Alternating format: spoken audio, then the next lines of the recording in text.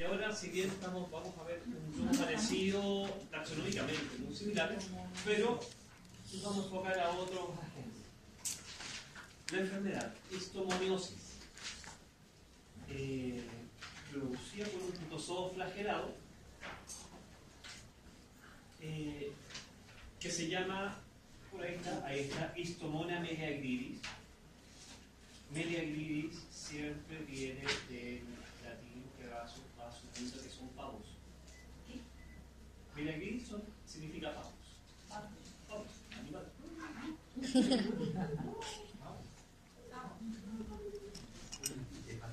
Tiene una cualidad, la histomoniasis, en realidad, si bien, como le dije recién, se enfoca o se le da importancia al pavo, en realidad afecta a distintas aves, tanto silvestres, productivas, y ahí es donde radica la importancia, porque abarca a una cantidad importante de especies. La histomoniasis o hepatitis necrótica o cabeza negra o como la última enterohepatitis son todas sinónimos del nombre de la enfermedad, ya que va en sugerencia a la sintomatología y los órganos que va a afectar. Cabeza negra puede ser la menos entendible, pero en realidad cualquier animal ave enferma está debilitada, está con la cabeza agacha, se congestiona, por lo tanto se ve un poco más negro. No más que eso. Acá hay una cualidad.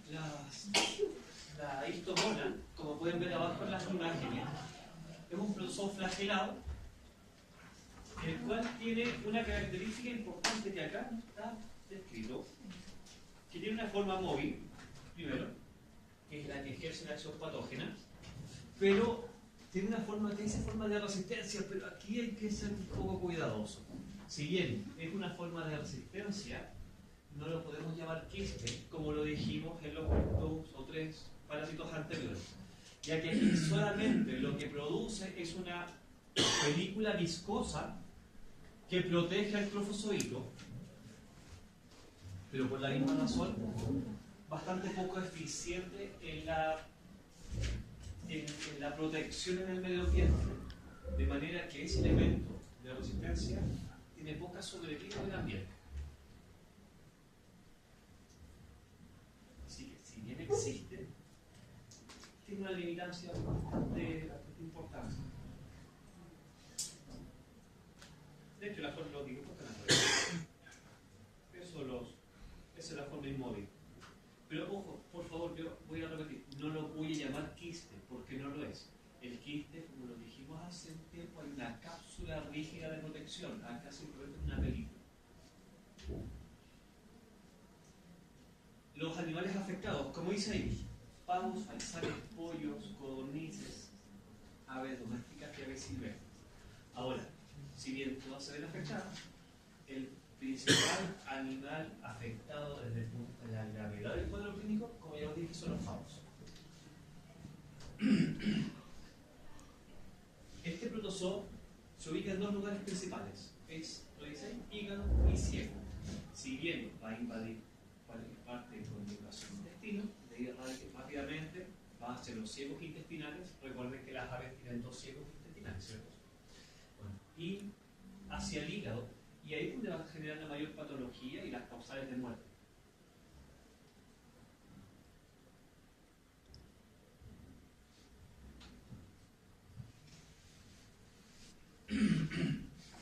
El ciclo de transmisión,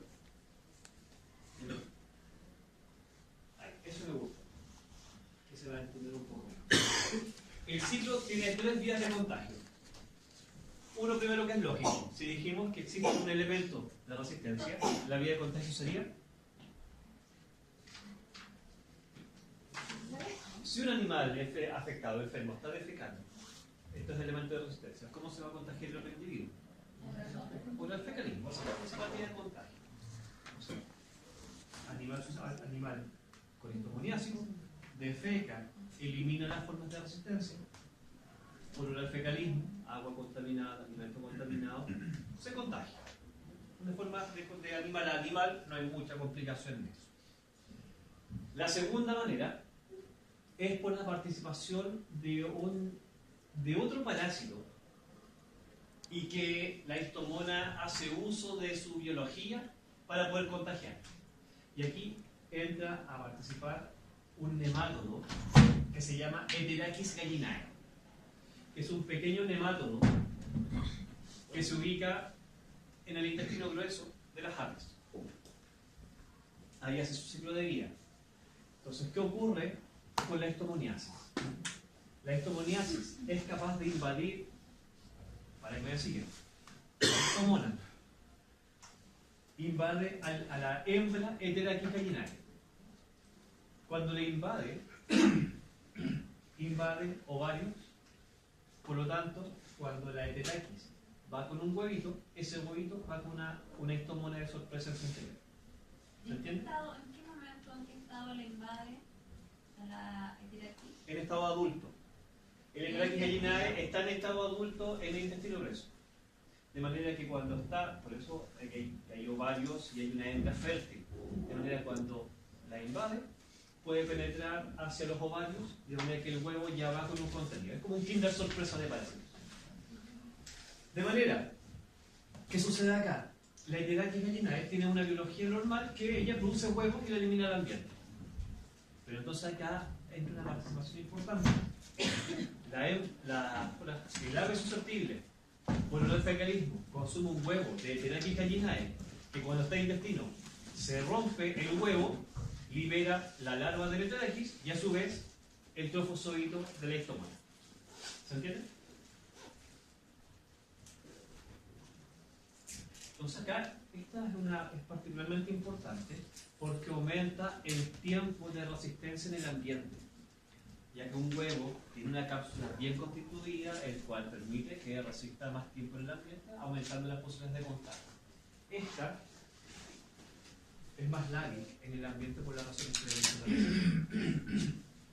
Ahora, existe una tercera fase o una tercera forma de contagio, que es el uso de un hospedero intermediario.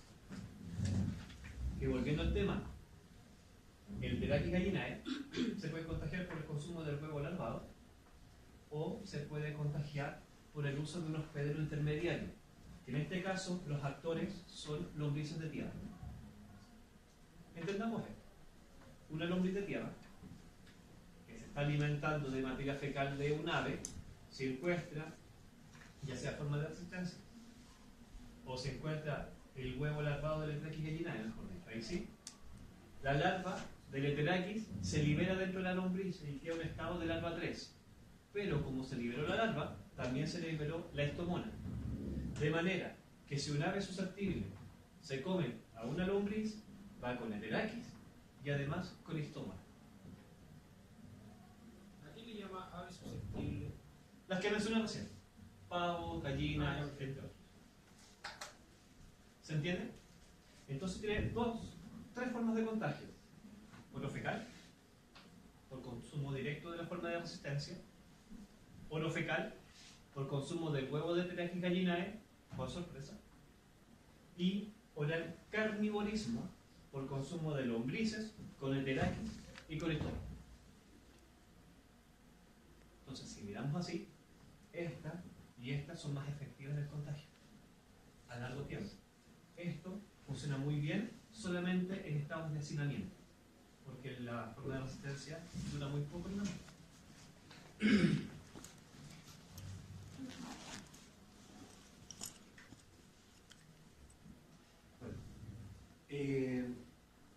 ¿Cuál es el problema acá? Cuando el animal afectado, susceptible, como se consume la histomona, en cualquiera de las vías, va a invadir los ciegos intestinales, intestino grueso.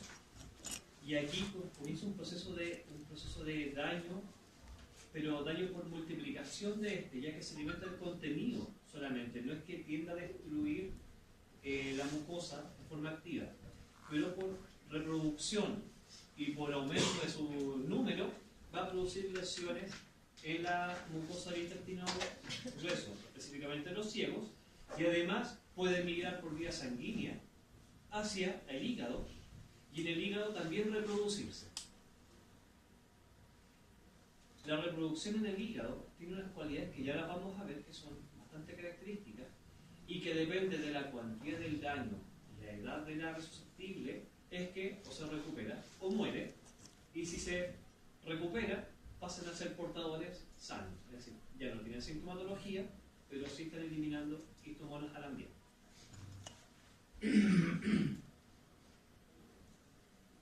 Las lesiones que vamos a mencionar acá. Primero, si se acuerdan que yo les hablé cuando hablando de entamoeba, le dije que se formaba un concepto del absceso averiano, ¿cierto?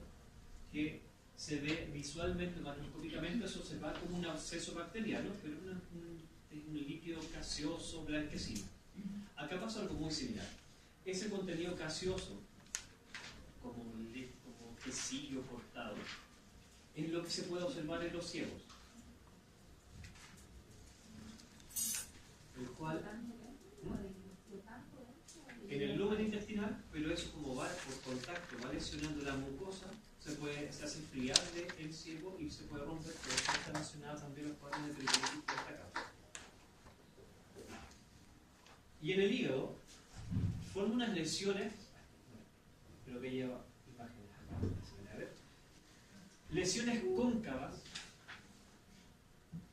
como profundizado desde la superficie del hígado, con un borde, un verde oscuro, y en el centro una lesión blanquecina, gaseosa.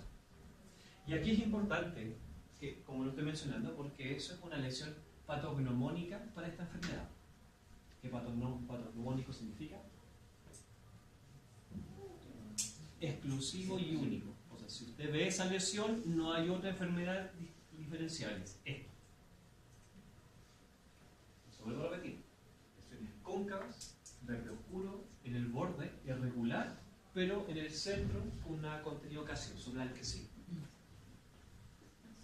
Entonces, cuando se observa esto, es bastante fácil el diagnóstico, pero obviamente ya es post-mortem, y probablemente sabemos que llegamos tarde. Ahora, antes o durante el proceso que se va desarrollando esto, el decaimiento de la ave afectada, la patogenia, alteraciones de los ciegos, alteraciones del hígado. Dejan de comer, las alas caídas, cabeza caída. Al tener la cabeza gacha se congestiona la sangre y eso es el aspecto de cabeza negra. Las plumas de la cola caída es peor. Y esto también sí es sugerente, no patognomónico. La diarrea de color amarillento y de color amarillento azufrado, un amarillo pálido, o verdura. Todo lo que está arriba es un síntoma de decaimiento. Entonces, una ave enferma va a mostrar lo mismo. No hay una sintomatología que sea sugerente esto, salvo la diarrea de un color particular.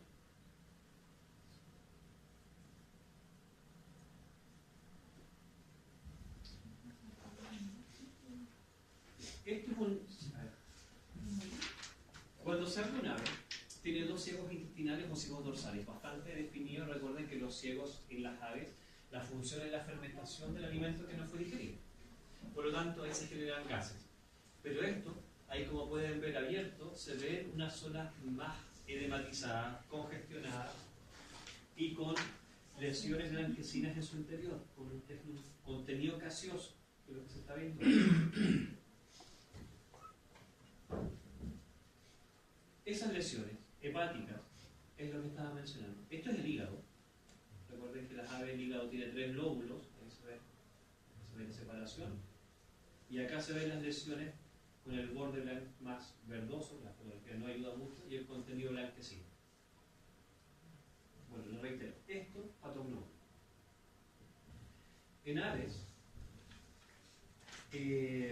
reconocer como diagnóstico hacer esto es bastante simple. Pensemos en aves que son productivas, que están más asignadas, así que hay animales que están enfermos, es más fácil hacer un necropsia y hacer un buen diagnóstico por la necropsia que por otros mecanismos. Así que el diagnóstico, como dice ahí, primero sintomatología, que obviamente es sugerente, pero la necropsia, que muestra las lesiones hepáticas y secales, es lo que va a ser bastante más certero para el diagnóstico. Y después la histopatología, que se van a ver la histomona, Pero ya es confirmatorio simplemente, ya obviamente cuando hablamos de lesiones patognomónicas, es porque es eso, ¿cierto? No hay dudas.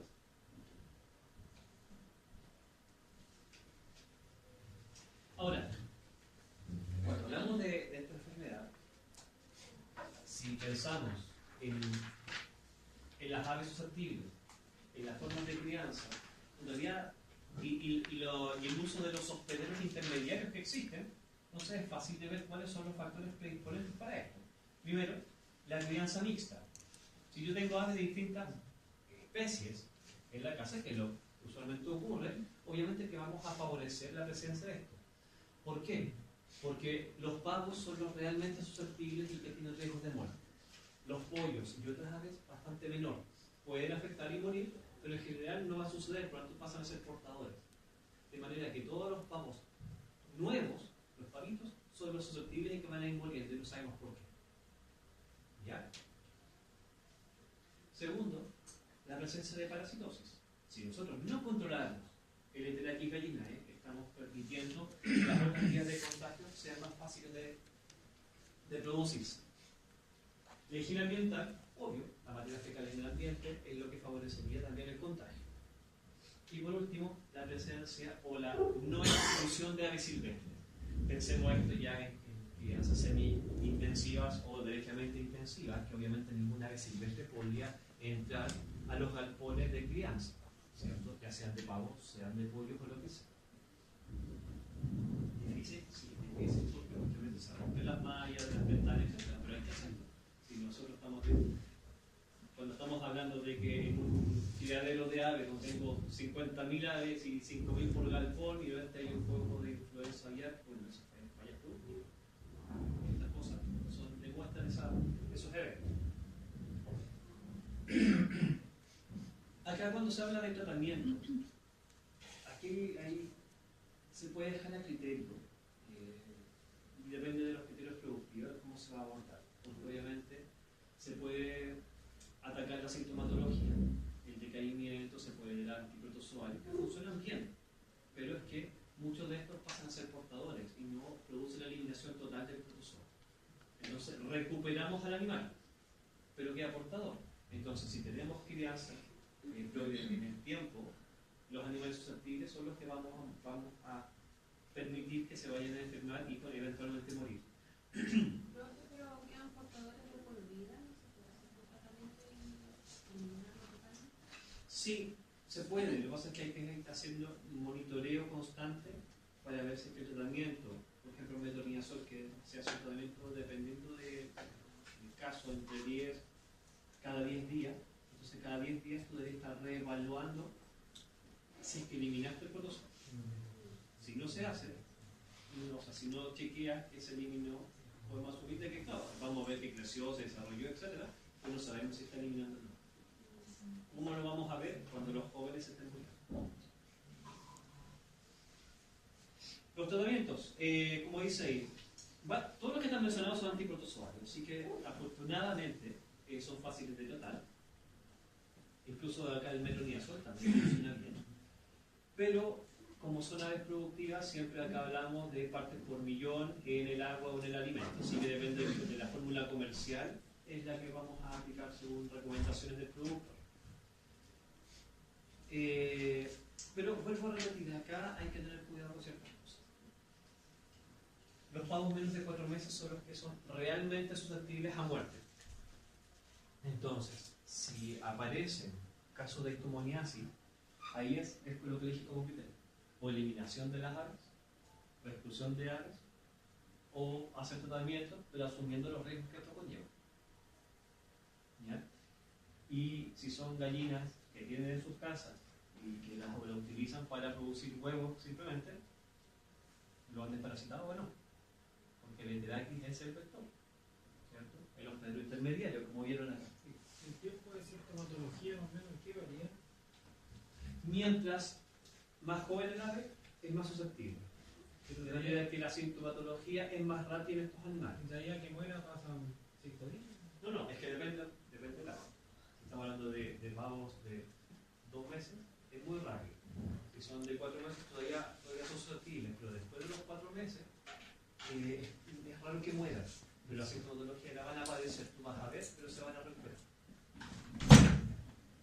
Entonces, bueno, vuelvo acá con el tema de que la crianza mixta.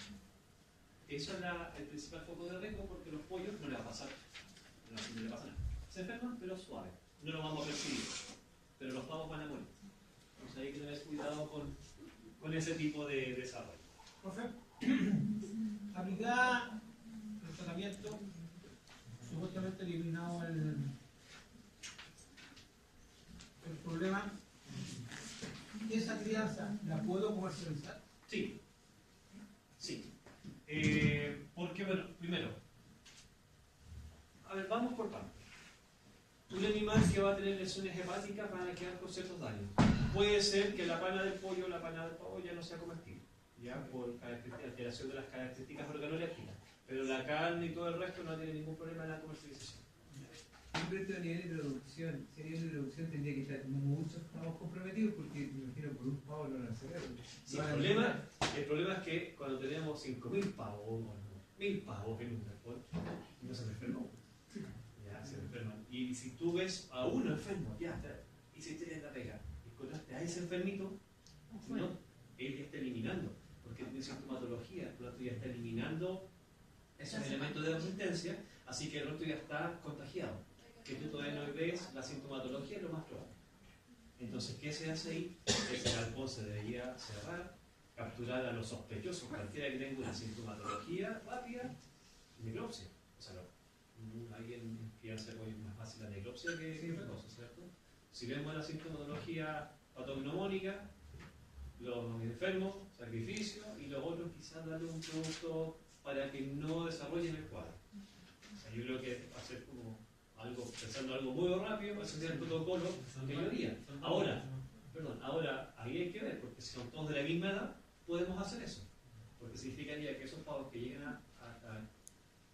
no alcanzaron a tener sintomatología, crecieron bien, los mandamos a donde tienen que ir. Pero significa que ese galpón después tiene que ser sometido a una limpieza completa para que vengan los otros animales. Y eso al menos en crianza intensiva se puede desarrollar. Finalmente, ¿qué se hace? ¿Se elimina todo? Igual hay un gasto económico, si es que se hace un tipo de cuarentena, tratamiento. Sí, es que lo que pasa es que eso es lo que te decía, depende de los criterios. ¿Qué criterios queremos abordar? Porque en crianzas intensivas depende de la cuantía del animal o la edad de los pavos. Si son todavía muy jóvenes, es quizás más fácil de eliminar. Estoy suponiendo. Pero si ya son mayores, que sabemos que no van a morir, pues están con la enfermedad, van a recuperarse. Pero igual después debemos tomar las medidas antes de que ingrese el resto. Por la etapa terminal, ya para salir a producción. Después de los 4 meses, no, acuerdo que los pavos faltan varios meses para que lleguen a desarrollo final. ¿Ya? Pero pensemos el punto crítico, antes de los 4 meses, que es de una alta mortalidad, y después de los 4 meses, de una muy poca mortalidad. Entonces ahí es de los criterios que debe hacer. No me atrevería a decir cuáles son los mejores criterios, porque depende del número de aves que esté interior, de cómo se maneja, si son pavos de casa y solo regalones, hay que tratarlos, ¿cierto? Haremos el empeño, pero ¿qué significa? Que en el suelo los huevos de terakis van a estar. Entonces, ¿qué hago yo en el medio ambiente? ¿Ya? Si el suelo, que el más uso actual es que tenga tierra, ¿cómo trato eso? Es muy difícil. Entonces, ahí hay que ser prudente. Que debería removerse un poco la tierra en una pequeña capa y aplicar alguna cosa para eliminar las bacterias. Porque tenía como poca resistencia en el medio ambiente. Sí, el elemento de resistencia del ectomona, pero no así el huevo de la gallina. Y ese dura más. Cuanto más, los huevos en general de los nematodos pueden resistir, dependiendo de qué especie, hasta un año. Y en caso de algunos perros, hasta 5 años. No se va a depender de cómo lo traten. Segundo, tricomonas. Las tricomonas también son protozoos flagelados que no tienen elementos de resistencia. Y aquí enfermedades que eran bastante antiguas en producción, porque en realidad en el caso este, que es la Trichomonas fetus, un protozoo que afecta a los bovinos en sus órganos sexuales. de manera que produce un cuadro que producía cuadros de aborto repetitivos en bovinos. Acá, como le dije, no es un elemento de resistencia, solamente es una forma del trofozoito, de forma piriforme, con flagelos pequeños, hasta 25 micras de tamaño, y que se ubica en los órganos sexuales de bovinos, tanto Bos taurus como el Bos indicus. Hay una fotografía electrónica de esto.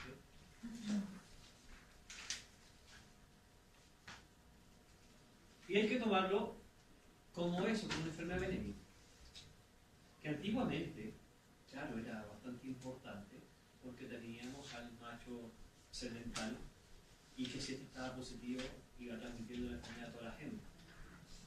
Un detalle: cerdos y equinos han aparecido seropositivos, pero no con la sintomatología que estamos mencionando. Incluso en cerdos se cuestiona si es la misma especie o no, porque en realidad es tan poco patógeno que no, al parecer no lo es. Por eso nos enfocamos a bovinos. Bueno, ¿dónde se ubica? Órganos sexuales.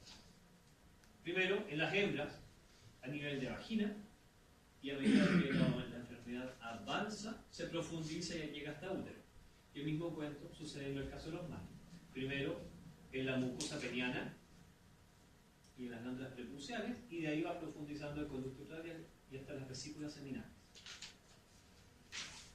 Sintomatológicamente,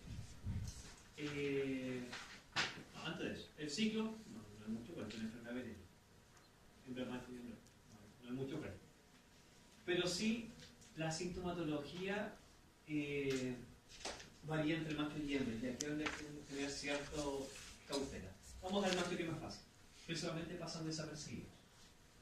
O podemos encontrar inflamación del pene, de la mucosa peniana, o inflamación de las zonas más profundas de él. A veces son evidenciables o no, pues recuerden que la gente que pase desapercibido no significa que no padece la enfermedad. Pero en el caso de la hembra, sí trae mayores complicaciones, porque básicamente produce alteraciones reproductivas.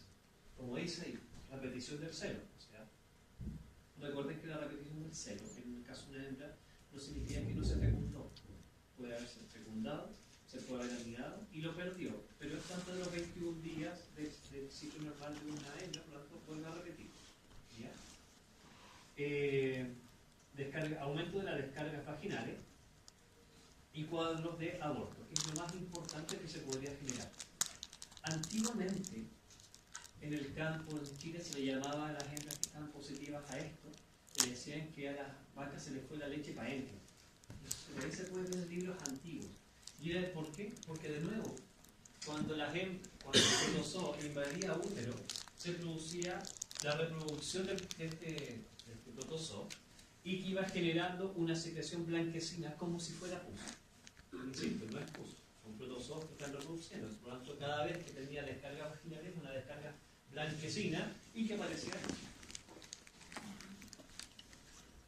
Las lesiones. Edemas, por eso la inflamación de la mucosa vaginal, exudados mucopurulentos con infección secundaria, inflamación uterina. ¿Ya está? Enfocado directamente a la alteración de la mucosa de los órganos sexuales.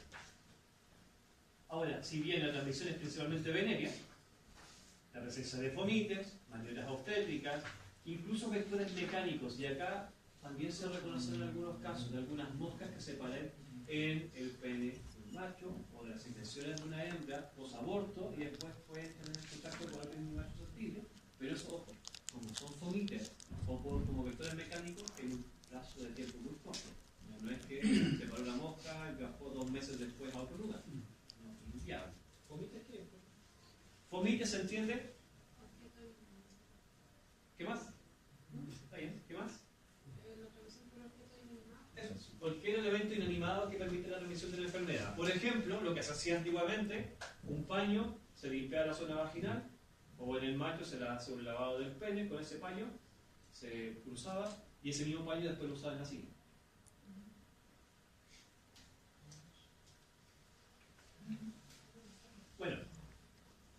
¿Qué favorece esto? Obviamente la monta natural.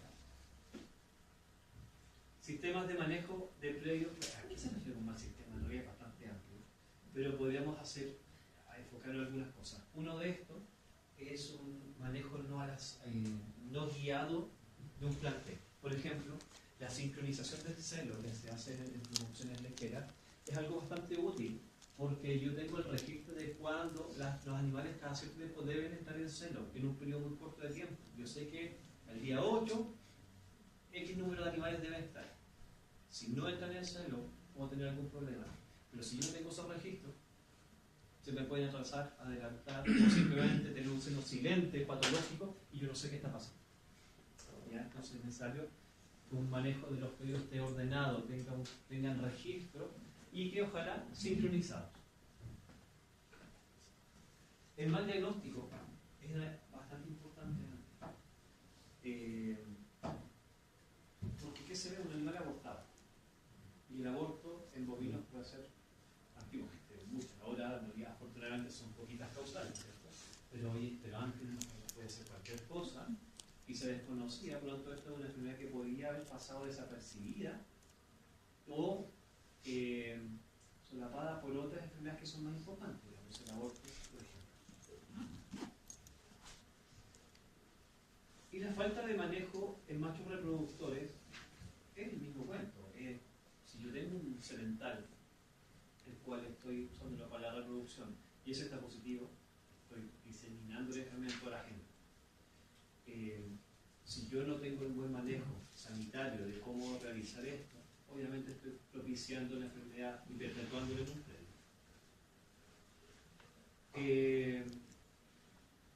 Bueno, las fuentes de infecciones ya las mencionamos, las que están mencionadas ahí. Obviamente las secreciones son importantes. Y el diagnóstico, enfocémonos acá. Y acá, en realidad, podemos hablar un poquito de cosas que son lógicas, que después lo vamos a actualizar. Porque obviamente la observación microscópica de las descargas vaginales, el trofozoito se puede observar. Si bien es pequeño, se ven. Así que en secreciones, si se toman muestras y se van al microscopio, se pueden reconocer. ¿Ya? Cultivo de descarga vaginal es lo mismo. Si tiene un color anormal, el color dependiendo del ciclo, pero el color generalmente de una descarga vaginal de un bovino es una secreción transparente. Entonces se puede chequear cuando hay una secreción que no sea coherente con eso. El contenido gástrico de los fetos abortados es importante, porque en el interior van a haber fecundis. La ducha prepucial en los machos era lo que se está haciendo acá. Se extendía el pene, se le hacía un lavado para reconocer si ellos estaban positivos. Y antiguamente se hacía esto. Como no teníamos mayores mecanismos de diagnóstico, la muerte de una vaquilla virgen, del macho sospechoso, porque si la hembra es virgen, ¿cierto? No tenía cómo haberse contagiado de esto. Así que si la cruzamos con el macho y esa hembra después está positiva, el culpable fue el macho.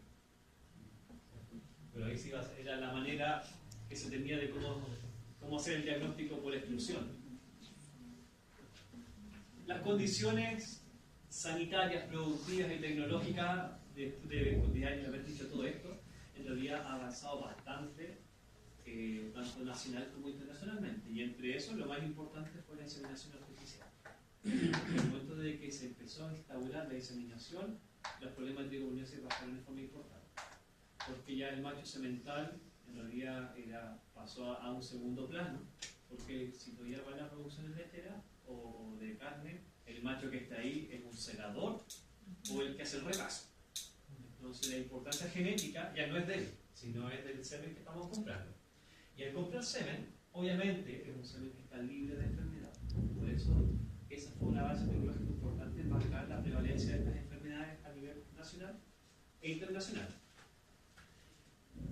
Cuando esta enfermedad estaba presente, esto era una manera súper válida de hacer. Obviamente, si voy a hacer un recambio de animales, tienen que obviamente entrar libres. Ya sea sean vírgenes o de lugares conocidos libres también de estas enfermedades. Esto es importante, que también se hacía y que hoy en día también se puede utilizar como medida de profilaxis. El uso de toros jóvenes menores a 4 años. ¿Pero por qué razón? Recuerden que en el macho la tricomona se tiende a ubicar en la mucosa prepucial, pero específicamente se ubica en una parte que se llama las crestas prepuciales, que a medida que el animal va envejeciendo, la mucosa va generando pliegues cada vez más profundos, por lo tanto la tricomona llega a esas zonas más profundas, es más fácil, es más difícil de lavar, hacer la asepsia necesaria, por lo tanto estos animales más viejos podrían persistir en la enfermedad. Entonces el uso de animales jóvenes, donde estas mucosas eran bastante más lisas, para decirlo de cierta manera, facilitaba la limpieza, la higiene y prevenir este cuadro patológico. Y la eliminación de los positivos, que es lo lógico. Pero obviamente acá se tiene que ver lo mismo que el anterior, de cuáles son los criterios de recambio. El recambio normal en una lechería puede ser un 10% de las hembras lecheras, ¿cierto? O de los vientres. Cuando hay enfermedades como esta, quizá haya que aumentar el 30%, pero hay que ver la economía del negocio, es decir, soportaría un recambio de animales positivos para llegar a eso.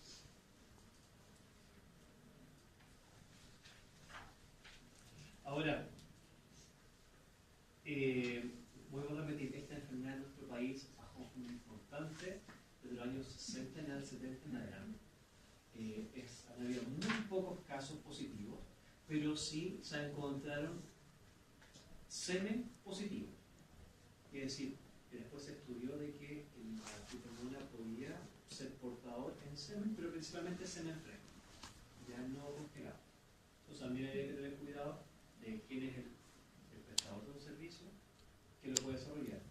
¿Se entiende el concepto de semen fresco y congelado? ¿Sí? Así que el semen fresco, claro, era un macho, se dosificaba el semen, se colocaba, pero si está positivo, igual transmitiendo la enfermedad, peor aún, a muchas hembras de los animales. Así que hay que tener cuidado con respecto a esto.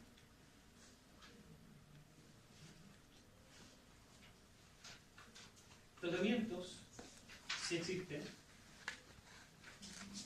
Dimetridazol a la dosis correspondiente en cada uno de ellos es bueno, pero con el pequeño detalle que es casi. Y así que en realidad ahí nuevamente era o hacemos tratamiento o mejor el recambio que era más sano y ese animal a matadero, bueno, y introducimos animales nuevos. Ungüentos locales con el antiprotozoario también funcionaba, pero en realidad poco efectivo. Hoy en día se utiliza la prevención de esta enfermedad. Semen de un lugar conocido, reconocido, conocido y libre de la enfermedad. Y se voy a importar semen con los mismos criterios de importación. Así que hoy en día, cuando hablamos, fíjense, de la tricomona, de la ectomoniasis, tienden a ser como protozoos ya viejos, como antiguos de las enfermedades, porque la tecnología nos ha permitido ir disminuyendo de forma importante. No hay que olvidarlo, hay que tenerlo en cuenta porque a veces llegan accidentes y suceden errores productivos, pero hay que tenerlos en cuenta.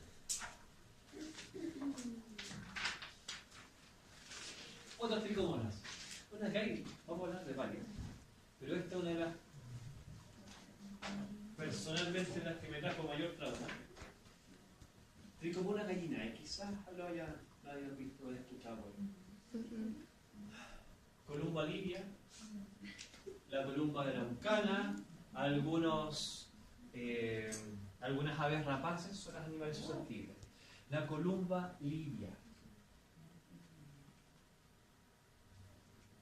¿Alguien? ¿Paloma? Sí. ¿Y la neucana? Muy bien. Las tortas. En realidad columbiformes. ¿Ya? Y también rapaces. Tienden a ser las más importantes de él. ¿Por qué razón? Ya lo vamos mencionando. Primero, porque la Tricomona gallinae se ubica precisamente en el tracto digestivo superior, o sea, esófago, buche, aquí surge. La sintomatología bastante inespecífica, pero tengan en cuenta lo que sucede, como es una tricomona, lo mismo que estaba hablando de la genital, pasa acá. O sea, que empiezan a proliferar, se va formando este nódulo gaseoso, que en rigor es un verdadero tapón en el esófago. Por lo tanto, va disminuyendo la capacidad de ingestión de alimentos, por lo tanto empieza a haber un proceso de emaciación, o sea, adelgazamiento y que llegan a la muerte. básicamente es la patogenia de él.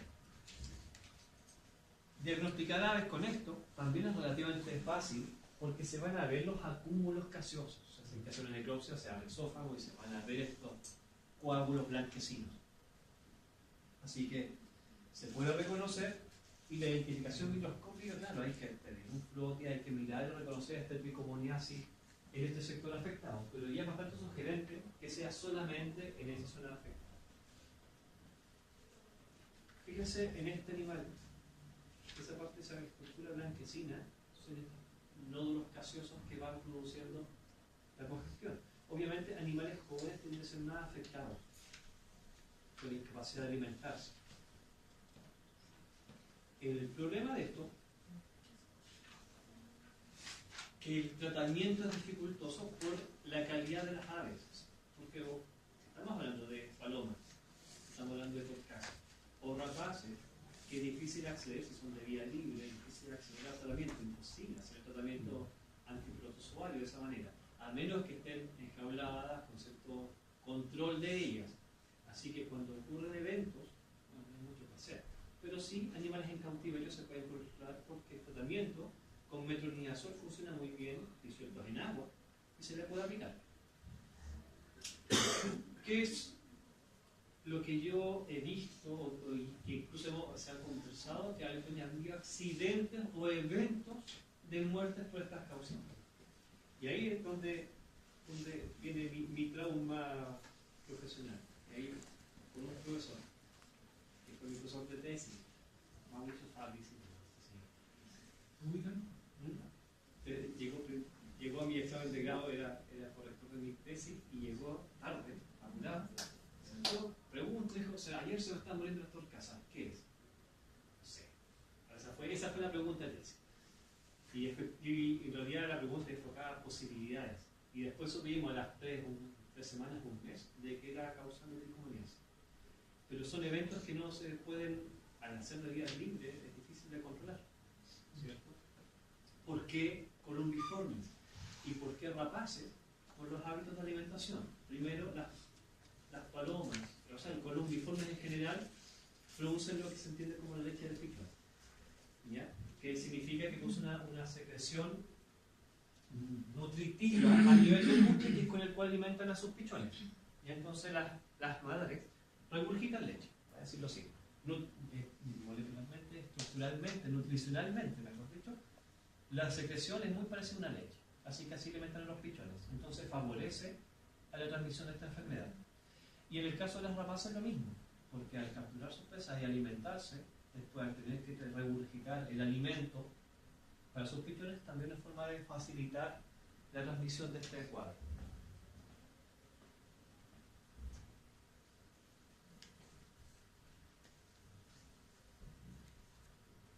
Bueno, y algunos conceptos generales vemos de otras tricomonas, y hay muchas más. La tricomona, tritricomona, tetratricomona, etcétera, distintos hospederos. Hay que tenerlos en cuenta. Aquí alguno para cultura general, como la tricomona vaginalis, que es la versión de la tricomona fetus, pero en humano, y que los conceptos son muy similares. Cuadros de afección de los órganos sexuales masculinos y femeninos, y que también podrían llevar a cuadros de alteraciones reproductivas. En el caso del tricomona suis, son hallazgos que se pueden ubicar en el tracto respiratorio superior, así que por eso algunos cuadros accidentales de rinitis, si es que el chanchito regalón se le reconoce la rinitis. ¿Ya? Así que simplemente como conceptos generales. Pero si uno mira en muchas especies presentan distintas especies de tricomonas o similares, que se pueden ubicar en el tracto digestivo y que muchas veces son comensales. Pero bajo ciertos conceptos se pueden volver patógenos. Por ejemplo, en roedores pequeños, hámster ergos, se han encontrado una cantidad, pero generalmente son secundarios o son simplemente hallazgos. ¿Dudas? ¿Recuerdas? Sí. ¿Son los otros 6? Sí. Protozoos flagelados también. No sé cuál. Que vamos a incluir a todo lo que se entienda como trypanosomes. A ver, general, tripanosomiasis es un concepto, pero en realidad bastante más amplio, porque muchas especies de tripanosomas van a producir enfermedades distintas. Así que en realidad, como el colegio es un término bastante amplio. Que primero vamos a hacer unos conceptos generales y después nos vamos a enfocar en algunas patologías puntuales. Así que, primero, para entender el concepto de una tripanosomiasis, sin enfocarnos en alguna, es un concepto que es una enfermedad protozoaria transmitida por vectores. ¿Ya? Vectores biológicos, acá como concepto. A excepción de uno que está mencionado ahí, que es el tripanosoma equiperbum, que es el único que se transmite por vía venérea.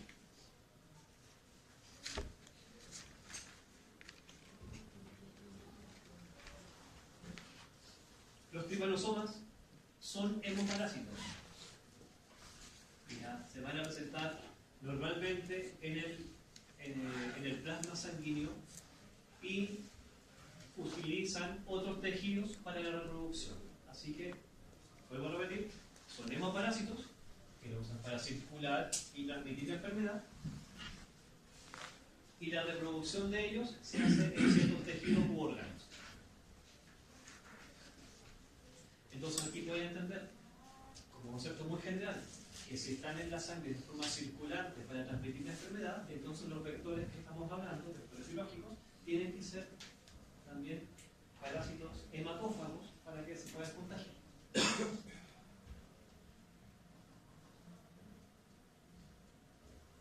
Taxonómicamente hablando, ya lo saben como concepto general, sarcomastigóforos del subtipo mastigóforo, porque ahí incluíamos todos los flagelados. ¿Recuerdan eso? Y después ya una clasificación un poco más específica como los zoomastigóforos, que tienen características animales, bla bla bla bla, cnidoplastia y género tripanosomas. Y aquí me quiero quedar. Dentro del género de los tripanosomas en realidad hay varias especies, como les mencioné, pero también hay si lo cierro se cierra o aparece más.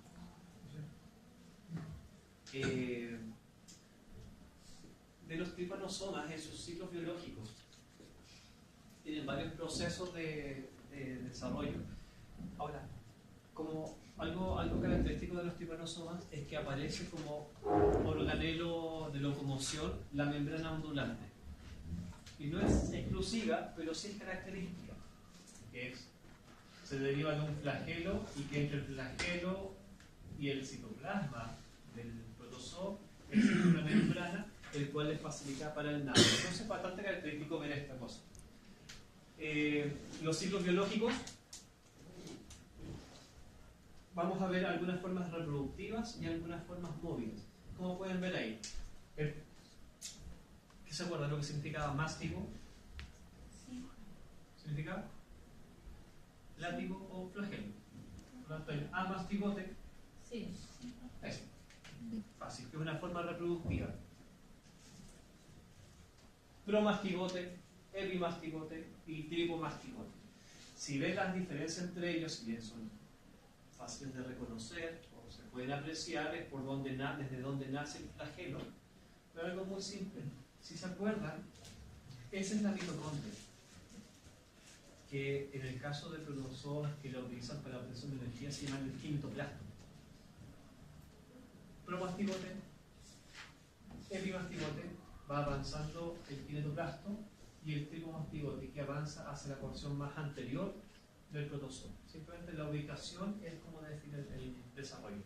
Después, vamos a ver que las formas que estoy mencionando aparecen en distintos eventos y en distintas enfermedades. Siempre va avanzando la mitocondria. En el caso de las distintas formas de desarrollo, no es que sea de aquí, no es una forma progresiva. Puede pasar de aquí a este y de este ciclo. Depende de qué especie estemos hablando.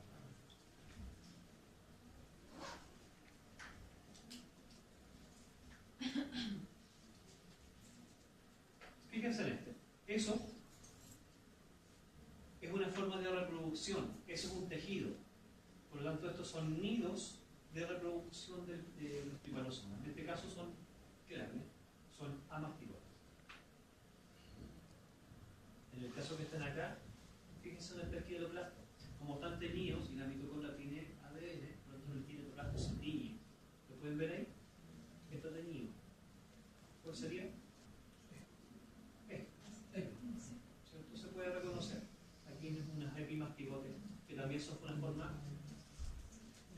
introducción y ya lo vamos a mencionar.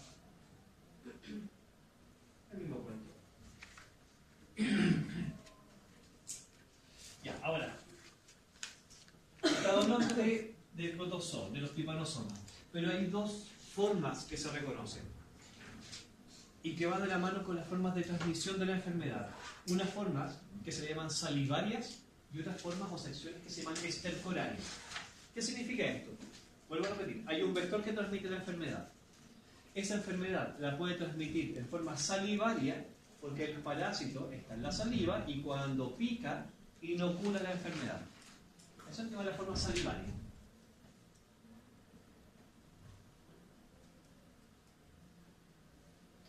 Y la forma estercoraria es una forma distinta, que cuando el parásito pica para alimentarse, inmediatamente defeca y en las heces elimina el parásito.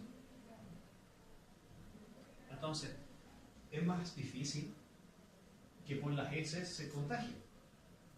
Pero ¿qué sucede ahí en el caso de la enfermedad de Chagas en América?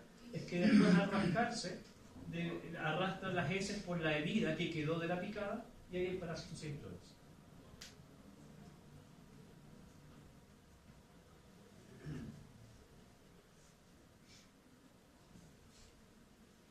Y ahí hay un ejemplo de la forma salivaria. Algunos conocidos, otros no. Por ejemplo, el Trypanosoma brucei, el Trypanosoma vivax, gambiense y rhodesiense. Esos dos que están mencionados ahí, por ejemplo, en la enfermedad del sueño.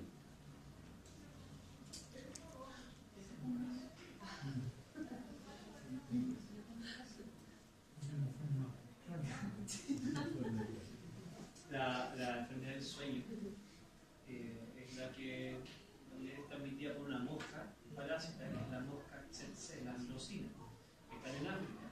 Y claro, produce la enfermedad del sueño porque produce alteraciones neurológicas que después llevan a la muerte. En realidad no es sueño, sino es una incapacidad motora. Bueno, y en el caso de la forma estercoraria, bueno, el más conocido, el Trypanosoma brucei, mucho que da de vuelta, que es la leucopeniasis americana. Y le volvemos a repetir, el único que no presenta vector es el Trypanosoma equiperbum, que es transmisión venérea.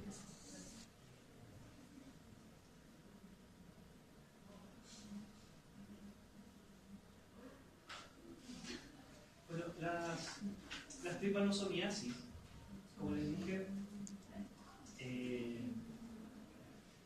hay distintas formas o agentes infecciosos. Por ejemplo, acá, vectores, todos biológicos. Acá, el vector biológico cumple parte del ciclo del parásito. Algunos ejemplos taxonómicos de insectos: el género Glossina, que es la mosca tsetse, en África. La hematobia, ¿me suena hematobia de pez? La mosca de los cuernos, los tóbanos, también. Estomoxis calcitans, también una mosca presente en nuestro país. 3 de los 4, de estas 4 moscas, están presentes en Chile. Lo que falta es la enfermedad. Para que no entre, que la medida de prevención sea la propiedad según los que trabajan en el Estado. Bueno, y de la forma estercoraria, bueno, básicamente los triatomíneos, ¿ya? Donde estamos hablando de todo lo que sean las pinchucas. Esos son los vectores principales en América. ¿Ya? Existen otros individuos, pero bastante menos frecuentes, como pulgas y otras especies de chinches.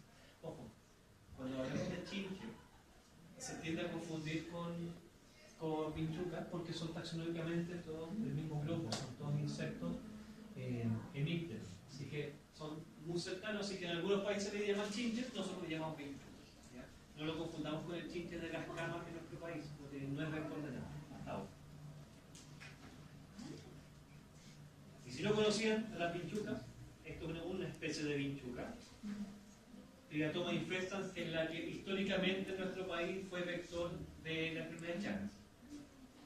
Esta es la mosca del sueño, la Glossina. Y bueno, vamos a ver ahora enfermedad de Chagas, así que vamos a hablar de los otros vectores que están apareciendo, que fueron desconocidos y que han ido avanzando progresivamente en nuestro país.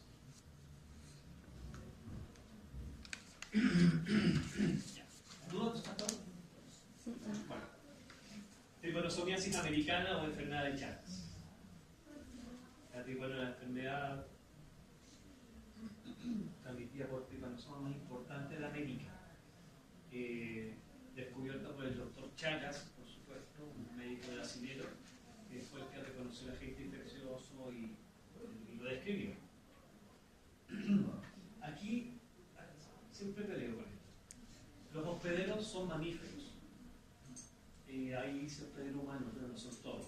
Incluso se habla de que ahí hacen el ajuste de reservorios, todo el resto. Acá todos son hospederos. Todos cursan con el cuadro el mismo desarrollo de la enfermedad, con la gran diferencia, o la única diferencia que podemos decir, que el humano va a expresar clínicamente la enfermedad en forma general, no así los animales. La razón de esto ya la vamos a ir discutiendo. Pero si ven, en realidad son todos los mamíferos pueden estar positivos a Chagas.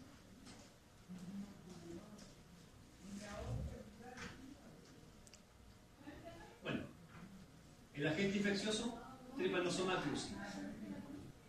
De libros muy antiguos van a decir que la enfermedad de Chagas era distinta en distintos tripanosomas. En realidad era el mismo tripanosoma descubierto por distintas agentes. Así que vamos a enfocar al mismo agente principal que el Trypanosoma cruzi. Protozoo flagelado, hemoparásito, está en la sangre, y que era también el vector biológico que ya saben que es las vinchuras. A ver, estos son antecedentes epidemiológicos: 20 millones de personas infectadas, 1.2 millones de casos anuales en América, y se describen 60.000 muertes anuales.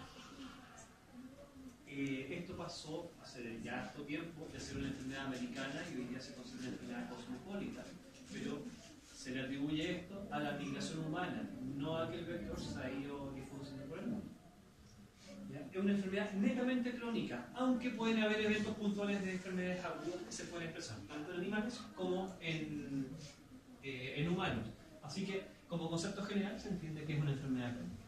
Y vuelvo a repetir, todos los animales se ven afectados por concepto de reservorios, ¿recuerdan? No portadores, reservorios. ¿Se acuerda la diferencia de la definición? ¿O no? Hablamos que cuando hablamos de reservorio, que en algún momento pueden padecer de enfermedad. Cuando hablan de portadores, estarían sanos.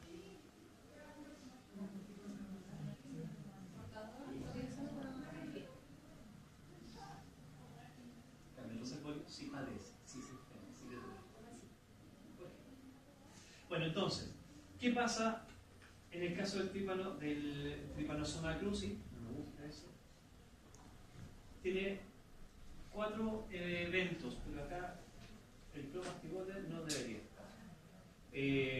Para entender más fácil el ciclo. Permíteme un poquito. Ahí. Ajá. Ahí sí, eso me gusta. De las formas de presentación del Trypanosoma cruzi está el amastigote y el tripomastigote. Y el último, que es el epimastigote. Los que están en rojo son las formas reproductivas. En cambio, la forma circulante es la que se llama tripomastigote. Así que le vamos a poner apellido, tripomastigote circular. Ese va a estar en la sangre del mamífero.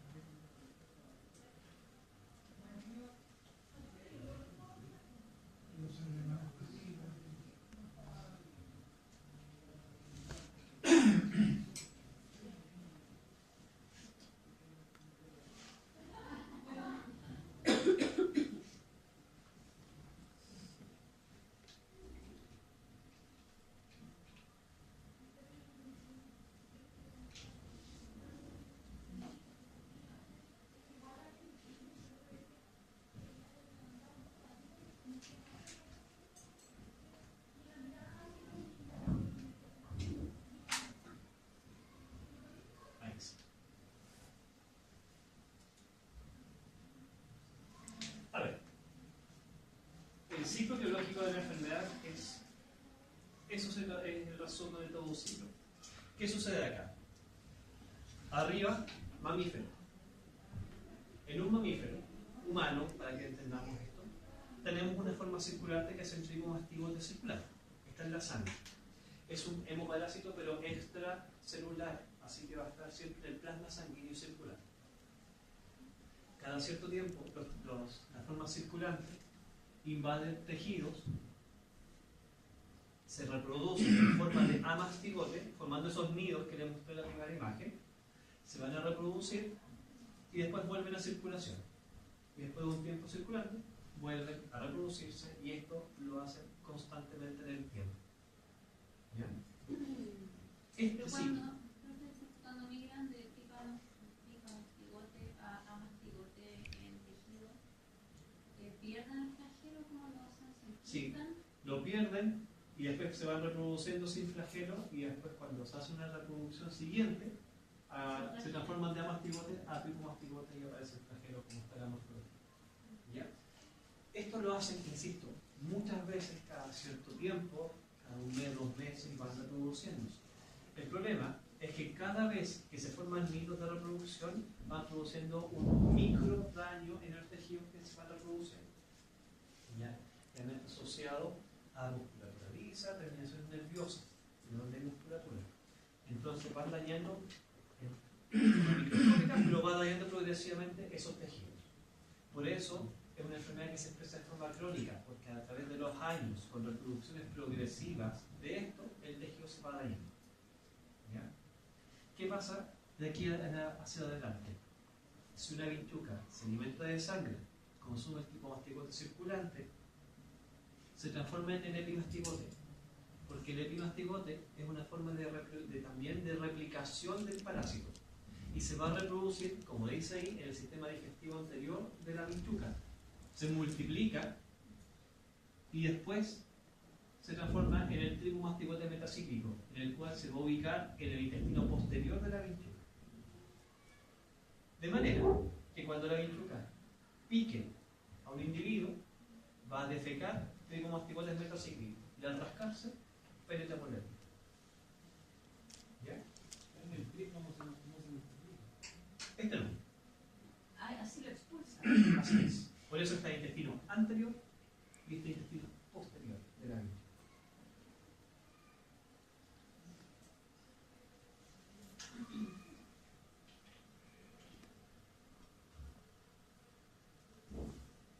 Fíjense en esas dos formas. Epimastigote, fíjense la ubicación del quinidocastro, está tenido, se ve bien, y en el caso del trigomastigote circulante, múltiple de la sangre. Ahí está el quinidocastro, la posición anterior, y ahí se ve la membrana ondulante y el flagelo posterior.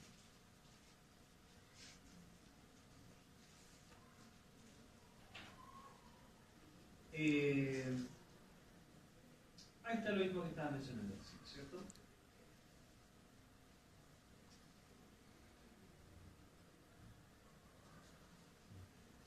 A ver, acá hay varias cositas que en la enfermedad de Chagas ocurren, o sea, describidas de forma histórica.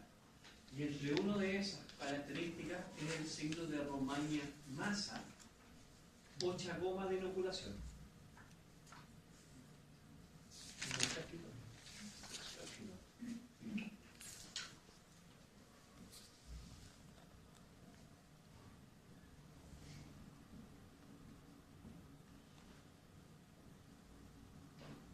No. El signo de Romaña-Massa. El signo de Romaña-Massa consistía en un edema en la zona de picada. Eso. Que es el único síntoma agudo que se podría expresar en esta enfermedad en forma general. ¿Por qué? Porque la vinchuca picó ahí. Al rascarse, inoculó el parásito o ingresó el parásito. Como mostré ya, al ingresar los trigomastigotes metacíclicos, al ingresar se produce la primera forma de reproducción y la reproducción ocurre en esta zona, en la zona de la picada, y después pasa a la circulación. Entonces se forma un edema en la zona de picada. que puede durar, dependiendo del caso, 15 días, 30 días y listo.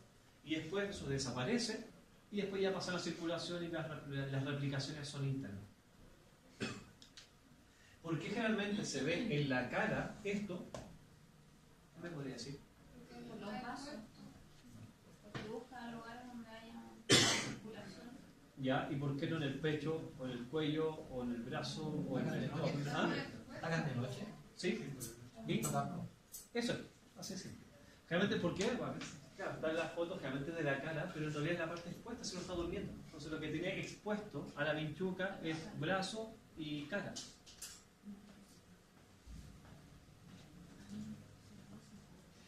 ¿Han visto vinchucas alguna vez? Gigantes. ¿Ya? Son gigantes y el problema, cada uno ve, la misma vinchuca puede medir la teratoma infesta hasta 4 centímetros. Y el aparato suctopicador mide 1 centímetro y lo entierran completo.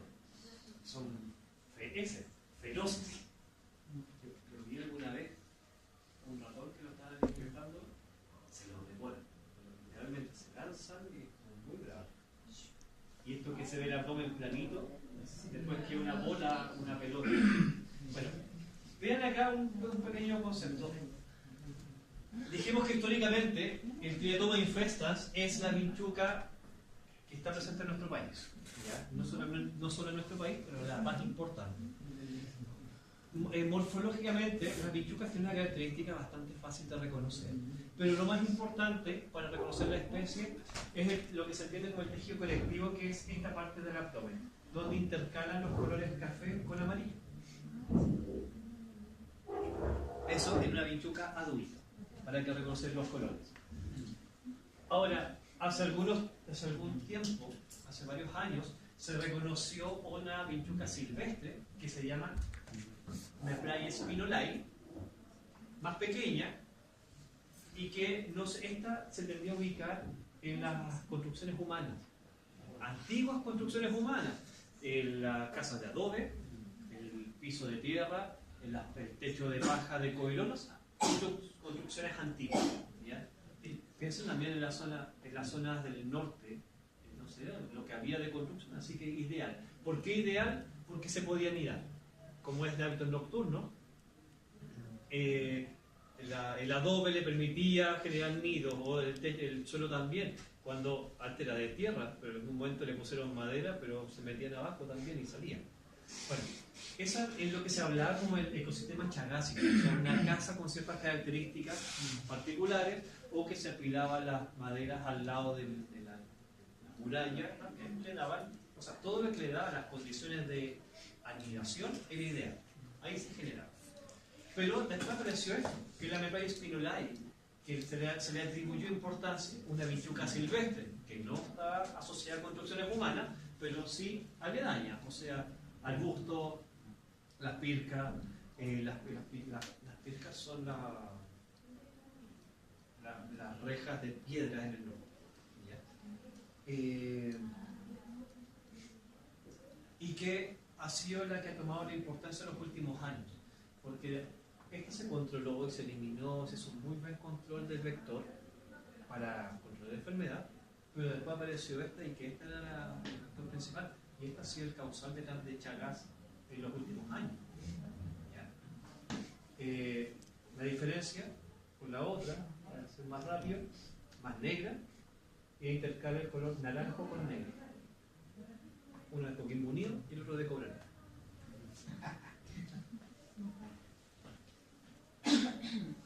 Y agreguemos otras, también está la Mepraia guajardoy, a la última, y hay una cuarta que todavía no puedo aprender el nombre. No sé si lo sabes. No, la presento se me olvida. Bueno.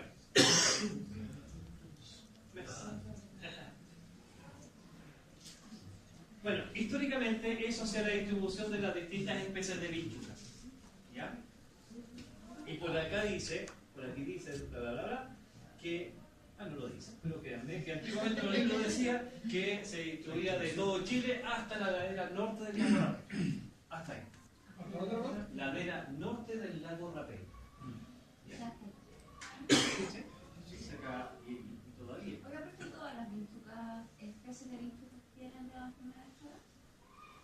mencionar aquí, sí, los individuos. ¿Ya? ¿Todas transmiten o hay alguna solamente especie? No, todo lo que se entiende por vinchuca o chinche chupón, sí. ¿Ya? Lo que se ha visto en los últimos años de que por el cambio climático y adaptación las vinchucas están bajando todavía hacia el sur. O sea, yo he visto y me han mostrado vinchucas en la sexta región. Y la he visto, me la han mostrado, y las dos. ¿Ya? Así que... Los casos perdidos. ¿Sí? Sí, pero aparentemente son humanos. Que lo están llevando. No, ya un señor en mi...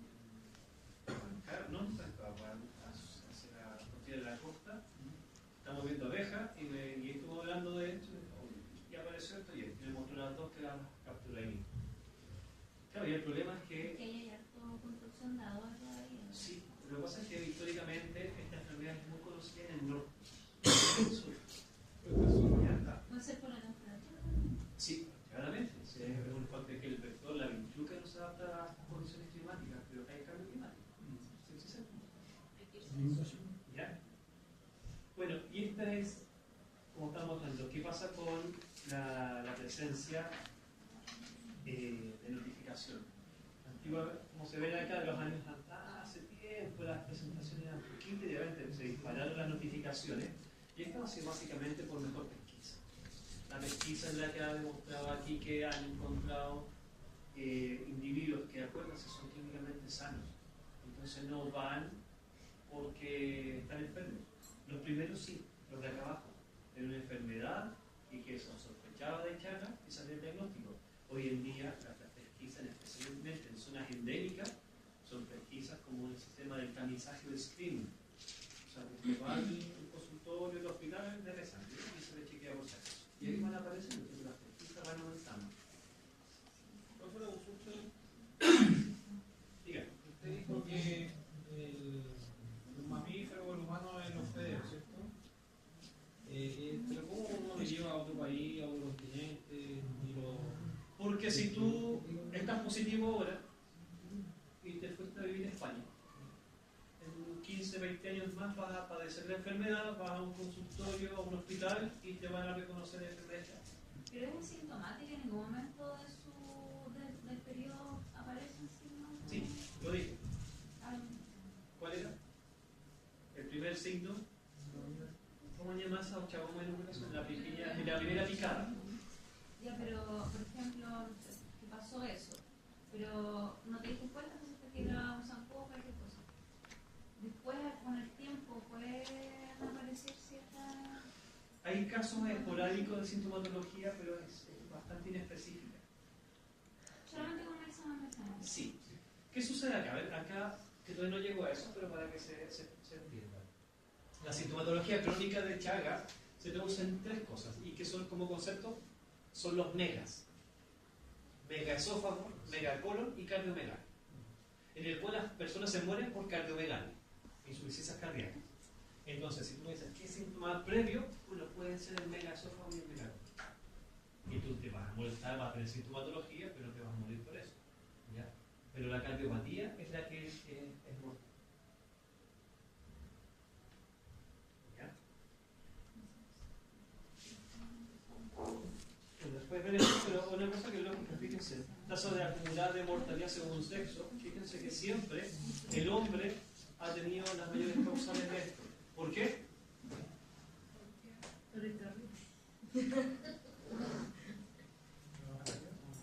Perdón. ¿Trabajan en la tierra? Eso.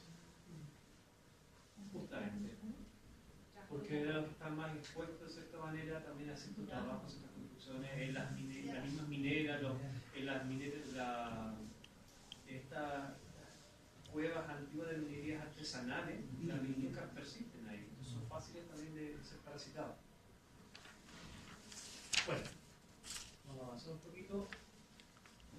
En Chile la enfermedad de Chagas todavía es una enfermedad importante. Pasó a ser una enfermedad desatendida como por concepto y hoy día se entiende como una enfermedad reemergente. ¿Ya? Es una enfermedad que en Chile se están más o menos definiendo que hay alrededor de 50.000 positivos conocidos. Pero se asume de que hay alrededor de 150.000 en realidad. Entonces, es importante tomarle el peso nuevamente a Chagas. Alguna vez el profesor dijo, hay más personas que viven de Chagas de los que se mueren por Chagas. Porque se hacen muchos estudios frente a él. ¿Ya? Y es importante, vuelvo a repetir, porque la cifra negra es altísima. Y se concentran en las zonas endémicas, que son básicamente cuarta y tercera región. Entonces, los mecanismos de prevención en nuestro país han sido importantes y básicamente cambió en los últimos años cuando apareció el auge, cuando apareció el GES, como llamarlo, porque las cardiopatías están cubiertas. Y las cardiopatías, las personas se mueren por cardiopatía, ¿cierto? Entonces, cuando alguien que es cardiópata, pasa a ser problema del Estado. Entonces el Estado se dio cuenta que entonces mejor revisémoslos antes de que se enfermen porque sale más barato. ¿Cierto? Entonces ahí se están aplicando estos sistemas de prevención, de diagnóstico precoz, de que una persona con Chagas esté positivo. Es muy difícil por el tratamiento erradicarlo, o sea que la persona elimine el 100%, pero sí es factible de que esa persona esté positiva a Chagas y que no padezca enfermedad. O sea que nunca muestre sintomatología. Y ahí es donde están enfocados los esfuerzos. ¿Ya? Porque sale obviamente más barato desde el punto de vista del manejo de salud. ¿Ya? Y ¿cómo se transmite esta enfermedad? Son cosas lógicas, ya dijimos la primera, vectorial, ¿cierto? Pero fíjense en estos datos que son importantes leer. ¿Ya? Clásica en áreas endémicas cuya interrupción fue certificada en Chile en el año 1999. ¿Qué significa? Desde el 99 que no se reconocen casos positivos por origen vectorial. Pero, ahí pongo un detalle, por tripanosomo, por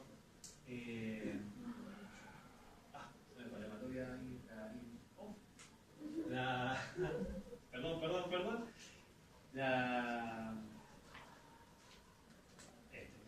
Ya todo manifiesta. Por esa no se han reconocido casos de los últimos años. También quedaron libres los casos de transmisión por